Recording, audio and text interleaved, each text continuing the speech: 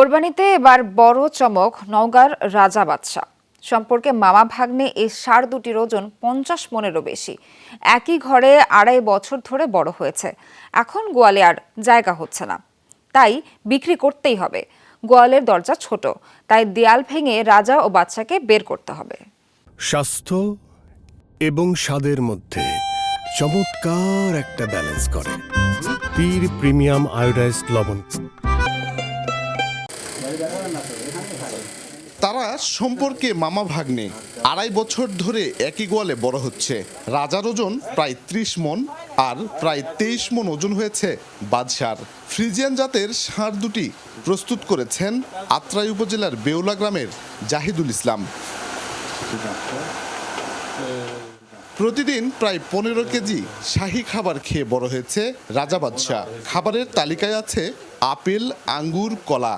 এছাড়া খৈল, ভুসি, ভুট্টা, ডাল, ধানের কুড়া, খুদের ভাত, খড় ও ঘাস খায় রাজা বাদশা। প্রতিদিন 4 থেকে 5 বার পানি দিয়ে গা ভিজিয়ে পরিচর্যা করতে হয় তাদের। এই ভ্যাগনা হয় 4 দিন আগে, মামা হয় 4 দিন পরে। ভালো মন্দ ছাড়া খায় না, খুব একটু যদি কম হয় তীর আর খাবে না। খুব শখ, আমাদের খুব আদরের জিনিস। সকাল হলেই আমরা দেখতে যাই, জিনিসগুলো খুব সুন্দর লাগে। গরু পালন করে ধীরে ধীরে স্বাবলম্বী হয়েছেন জাহিদুল। শখের বশে পালন করেন রাজা বাদশা। এবারের কুরবানি ঈদে ষাঁড় দুটি বিক্রি করতে চান, দাম চাচ্ছেন 20 লাখ টাকা। বাপে একটা গরু দিছিল, সেখান থেকে আমি পালন করতে করতে আরো অনেকগুলো বেচেছি, এখন 6টা হয়েছে। 6টার ভিতরে আবার মামা ভাগনা গরু। আমরা বড় পাটি চাই, বড় পাটি এসে দেখুক, দেখে দাম করুক, করে আমার 2টা পয়সা হোক। 2.5 বছরে একবারও ঘর থেকে বের হয়নি রাজা বাদশা।